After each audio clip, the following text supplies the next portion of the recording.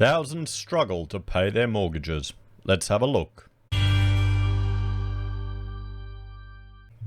Hello everyone, Florian.heise here, and welcome to another episode of HeiseSays. Grab your stein of coffee. We're going to talk about an article from the ABC, which is highlighting, well, people struggling to pay their mortgages and just the increase in mortgage stress. But before we go through this, let's have a look at just information that came out of the Financial Stability Review from the RBA. We can see here household liquidity, how far people are ahead with their mortgage prepayments, what percentage of them. It's up to 25%. And a comparison of deposits and those not including offset accounts, and then gross housing debt, and then net of mortgage repayments. So you can see they're going down. Also, what's interesting to look at is the liquidity buffers, how much money people have aside. Because honestly, I suspect we have, well, a K-shaped economy here in Australia, and if anything, it's been exacerbated. The difference between those who are earning well, who are well ahead in a good position, and those who are just scraping by, if anything, it's gotten worse, and it's exacerbated, it's exaggerated by the recent pandemic and just the interventions that the government's forced upon the economy. You can have a look here at indebted homeowners, how many months of expenses they have over 4 months, or just under. Renters, just under 2 months, and outright homeowners are up to 10 months. So you can see people do have some buffer, 4 months, 2 months. Really, you should have an emergency fund of 6 months. But this doesn't mesh with a lot of the stuff we're seeing from all these articles where we're going to get the sob stories in the media, guys, aren't we? Where everyone who has no buffer or no reserves, they're the ones that will be attracted to the media, perhaps. But so not everyone's in that boat. You've got here, share of loan outstanding for owner-occupiers, and the prepayments. You can have a look there at how far ahead, some over 2 years in prepayments. I mean, how far ahead in the prepayments are you? If you suddenly lost your job or if interest rates increased, would you be in a position to ride it out? How long is your buffer? And what could you do? I'm just thinking about it. We've got a fair bit of buffer meat in there, but I mean, that's the advantage of having a really cheap mortgage. I think the people most at risk are going to be those who have taken on huge amounts of debt for a property. But we're not seeing yet a spike in home loan and negative equity. You can see that's also gone down. Notice how Queensland, WA, and NT, we're featured on this chart. Everyone else is other. I don't know how that makes how we should take that, guys. How we should take it.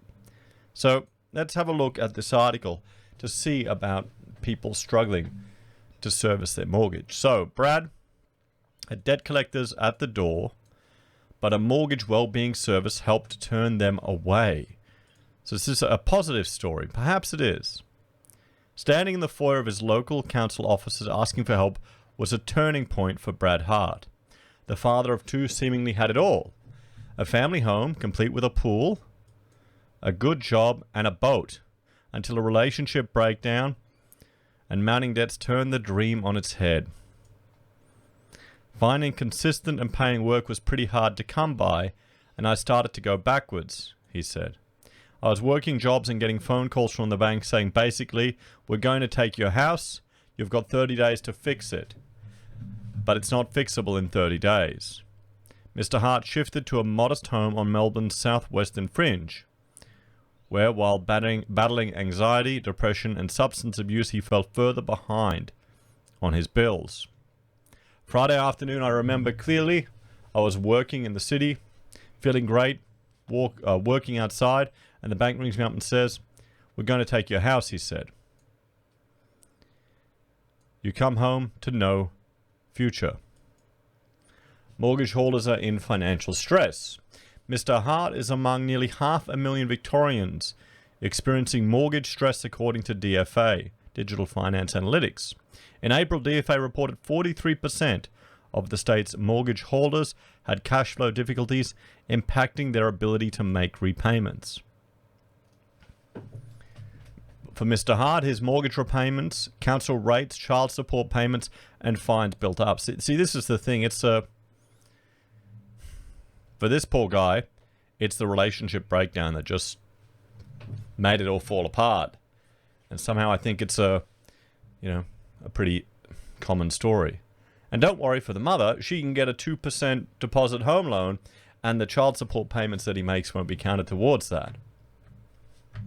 I came home one night, and there were debt collectors at the back door for my council rates, which were quite substantial.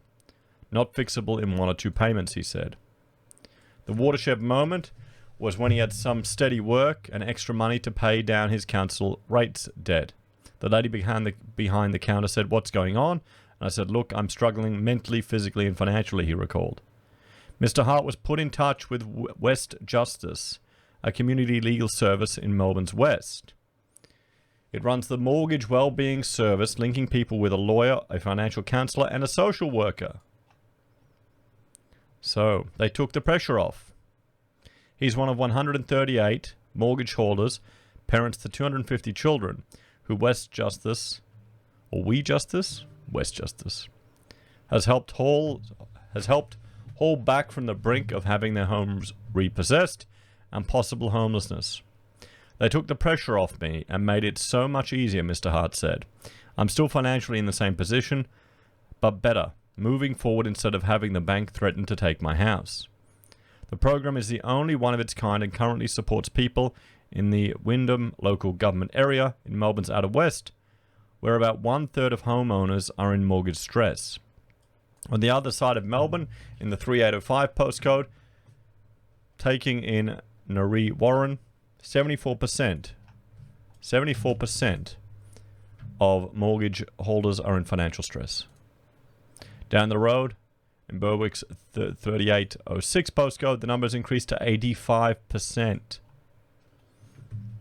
Growth corridors are hardest hit. And my understanding is the definition of financial stress is if the cost of your mortgage to meet your mortgage repayments is more than 30% of your disposable income, everyone. So the growth corridors are hardest hit by financial stress. West Justice is hoping tomorrow's state budget will include money to expand the mortgage wellbeing service across the state. It calculates the service has resulted in more than $500,000 in debts waived and won clients in excess of $1.3 million in compensation for irresponsible lending. The mortgage wellbeing service is essentially a lawyer, financial counsellor, and a social worker all working together to address the complex needs of the people who are experiencing mortgage stress. West Justice Economic Vulnerability Practice Legal Director Matthew Martin said, dealing with their mental health issues by providing referrals to mental health support services, providing family violence support and ongoing emotional support and counselling, helping with budgeting and financial management, getting people on hardship and arrangements and affordable payment plans with their debts and their mortgages. I mean, here's the thing. A lot of the IPV, a lot of the issues in relationships will stem from this, will stem from economic hardships. We all know money's what most couples fight about, guys. Sadly.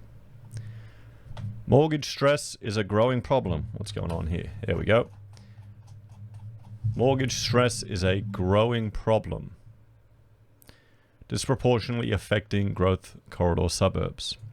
The National Debt Helpline financial counsellor, Shangu Patsky, deals firsthand with people finding it difficult to balance their books. In the past year, the National Debt Helpline received about 500 calls from people struggling to make payments on their loans for homes in Melbourne. It's people who predominantly live in Craigburn, Cranbourne, and Point Cook, he said. Often families which are struggling with housing stress and mortgage arrears are dealing with a variety of complex issues. We regularly refer to mortgage wellbeing services, and we found that our clients do really get outcomes, he said. So, well, some sad statistics with the high number of people that are in mortgage stress, up to 85% in this postcode under financial stress. And you know, this is the data that's coming from Martin North's surveys that he's doing all around the country.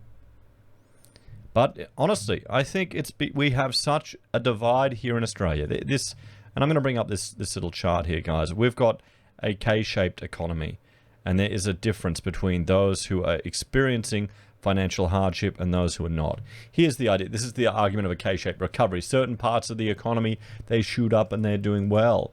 Others are stale and falling down or continue to do worse. I think it's been exacerbated just by the property sector here in Australia. Those that have been in the property have been able to ride it up over the years as it's been, constantly growing. Government supports the property sector. Government uses property to stimulate the economy. And I think the lockdowns, the restrictions, the interventions in the economy have simply exacerbated those problems. And we're starting to see that. Well, there'll be some people that will be completely fine. They'll have no issues with any of this. You'll be hearing this going, what's going on? How could anyone have these issues? And there'll be so many other people which are just falling apart and barely scraping by. This is Australia now these days. I mean, what do we have to do? Long term, we need to get rid of our property dependency.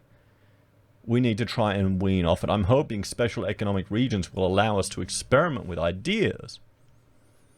But we've got such a desire for interventionist government policy and the government to come to our rescue that I'm skeptical if that can happen in a generation. I think generally we need to improve financial literacy. Just in general. But I don't think that's the situation we saw in this example. This is a relationship breakdown. The poor guy is getting screwed, getting screwed over. That's how it happens. What do you reckon, everyone? Let me know your thoughts and opinions on this one in the comments down below. Thank you for watching.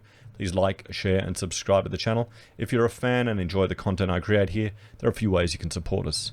You can join us on YouTube or Patreon. You can sign up for SelfWealth or Stake, where if you use SelfWealth, we just get 5 free share trades. If you sign up for Stake and fund your account, we each get a free share. You can use our affiliate links at Amazon, eBay, Independent Reserve, or AussieBroadband. Buy a merge from HeiseSays, use Gold Pass from the Perth Mint, or support us via PayPal. Take care, everyone, and I'll see you next time. Bye for now.